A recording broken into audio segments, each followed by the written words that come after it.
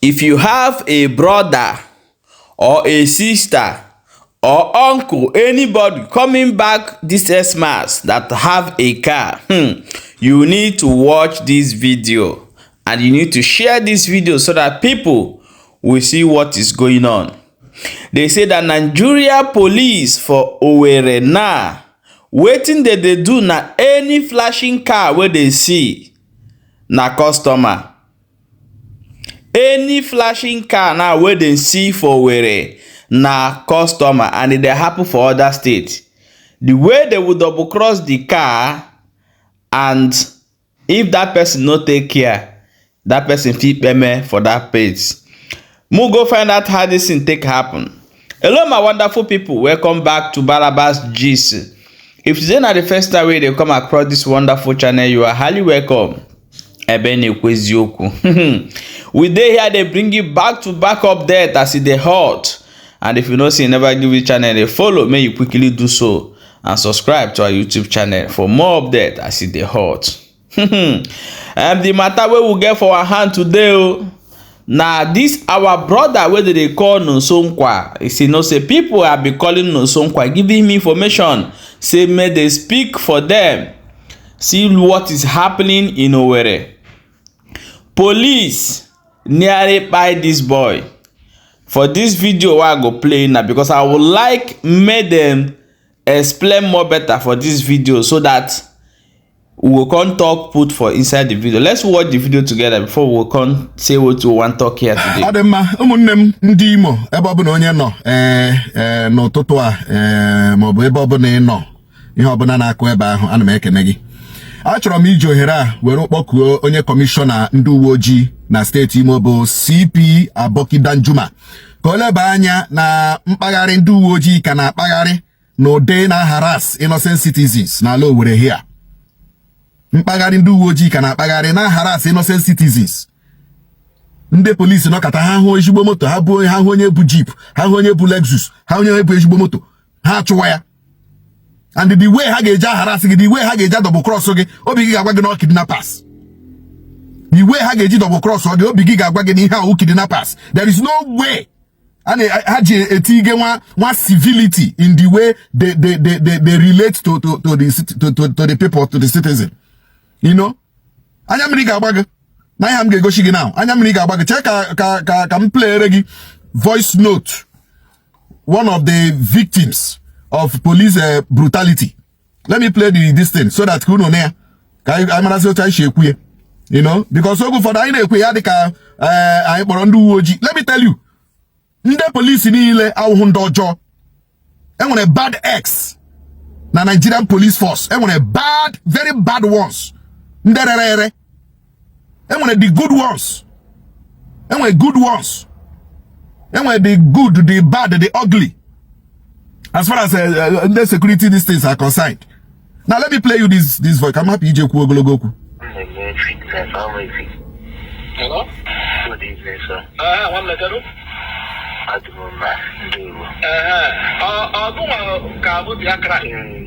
Yes, on the original Facebook club. Okay, I got them because I'm a fitness, I'm a fitness trainer, fitness coach. So I got them all. That was towards 7:30 in the morning. I'm going to come with the XCC by Park Johnson. One Sienna is the agile mom. Tactics are having a kidnapping man. So with the Sienna jam, due to it was so early, I didn't think it would be something illegal that was going on. So, not only on wine in town, because they say now tinted Sienna, white color, on wine in hotel. She from me, I didn't come down from my car. Driver from their dashboard view screen. On a happy on one can suspect and under me with the police. But I drove off. I to then I thought in Atum. I'm on another group. So we have another car. And the car, this other group of Highlander, Highlander, no plate number. The Highlander, the bumper of the Highlander is black. And it's also tinted, but both the Sienna and the Highlander. So when you hear that, hello, when you hear that at the moto, He went here to how did you know not the police? How did you know not the police? because the came down at some point after the double crossing, had to be cleared from have to learn from MCC. I have what we can had to come to wrap up that the able by Kilimanjaro. You can have double crossing. 2 men are put out from the back seat of the island, and I think they were not the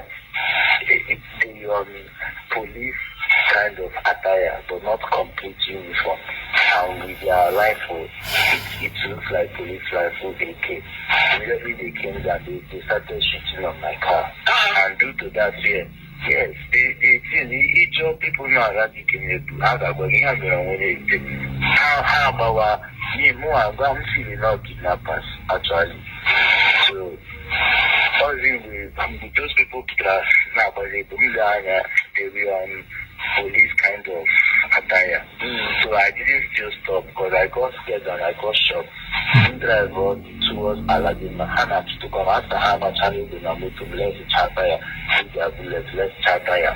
Also, we had to I nearly hit children, about 4 children, age of 5 to 11 years, that was school. And that was in the morning.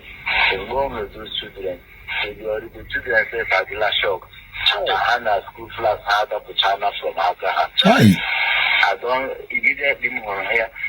I say, God, I can't kill these children. Let me kill myself instead. I now wheel my steering to that trailer, that tipper. I'm parking at that street. I now wheel my steering to that tipper. I have crashed on that tipper. Those people now running me. Those people that were chasing me, that were shooting, they now running me. Even my car almost caught fire. All the mud because they didn't call my tipper. So it did everything. All this smoke overcharged the car, both in and out. Before people now came out and opened the door. Even the key of the car battery, that the ignition, and it was still steaming. It wouldn't put on park. It wouldn't, the gear wouldn't go on park, and the gear was dealing at the ignition, whereas it was still on. And the engine, I compressed the other half. Honestly, sir, that day, this was 2 days ago on Wednesday morning. And I went to hospital to do X-ray and the rest of that. I came back home and I had to do the vet. Yes, there is nothing to identify them. We cannot even the police have. The 2 put on our baby. I know who that Highlander, I'm a the Highlander. I got the Sienna, I'm a the Sienna. Ọ dị mma, ihe awụ nwanne anyị nwoke ndị police chụwara ọsọ mgbe ọ na-aga fitness training ya. Unu nụrụ ihe ọ kọrọ. Ewezuga na this boy determined not to kill ụmụaka nọ gaga school that morning. Anyị karị na-anụ na a driver crushed 4 school children. Ya wụrụ ihe ndị police kọsụga. He just need to know because he who know Jeep, because he who know Lexus. What is the problem? Imo State. What is even happening again? What is happening again in this state? Can you hear the one day on didn't travel? On didn't travel. At least I couldn't metro travel. Juroko gafa. Agamagunyom Seme. Benin Republic, Togo, Ghana, Côte d'Ivoire, you can't see police anyhow on the street. This here African country, not Obodo Igbo. You can't see police anyhow on the street. And I have read their rules of engagement in those countries. Chop that the police has no business harassing a citizen. Even in Côte d'Ivoire, police cannot told you to harass you. Because I chop it on when he may ya harass yage, I try and on, but all that in Nigeria.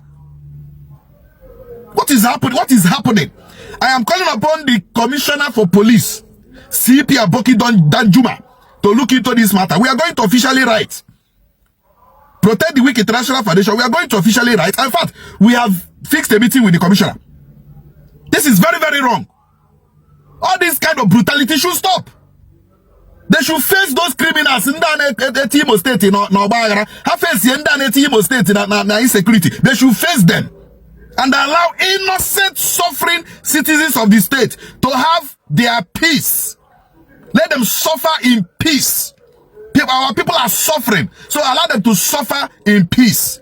So if you have any other report about this, Biko, inbox me, or there in a comment section. You want such a report anywhere at all, police brutality anywhere, please inbox me or write it on the comment section. We are citizens of this country, and we must be treated as citizens. We are not second class. We are not third class. We are first class citizens. So everybody must respect the fundamental human right of everybody. Police, when a fundamental human right, can have respect here. And the police must also respect the fundamental human right of the citizens. Enough is enough. If you have such comments, such report, you can make a man about it. Thank you very much. I'm grateful for life, I swear.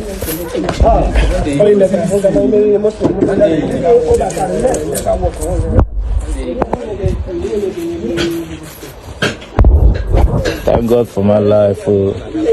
They know peace. They know peace. Yeah, my people, this one, it tire me.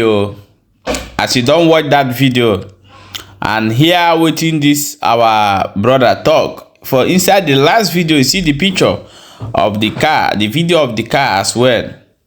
So for those of you who know they hear Igbo very well, I go tell you what happened for this video where I just play you right now. Police now for where when they see flashing car way, fine car, they go run into that car and accuse am saying be Yahoo boy, this one, that one. If they get the person, that person go do transfer for them. So on the today on a bad market for them. So the way they take rush the guy think say nah, these people where they kidnap people. Now so he can run. And the guy tear off now, Pikin dey in front. So you don't know where everything go drive again. Now you go hit one car where they by the side. Those police now where they push am can go back. They no come forward again or they go back. So now waiting they happen for where tell your brothers, share this video, give this information to everybody where they drive for inside Nigeria. When they know say anytime where those people and they go come in form of say they no be police. Now be the thing. As in the way they go take enter you, like say no be police enter you. You no get any other option. So share this video, tag any DPO, any police inspector, anything for that over share them so that then go see this video and make sure say they put this nonsense to stop. I don't know what they are doing. I don't know why are they badgering to people like that. So they should put more be more intelligent in what they are doing. This is nonsense. If this guy now died in that spot, they have run away, and not just like that, the family of this our brother will be crying. So if you are traveling for Xmas, be very, very careful than there, because the people you see, no be people where you know before. All of them now they behold, they find who they want to swallow. Okay, my people, give this channel a follow and also subscribe to our YouTube channel.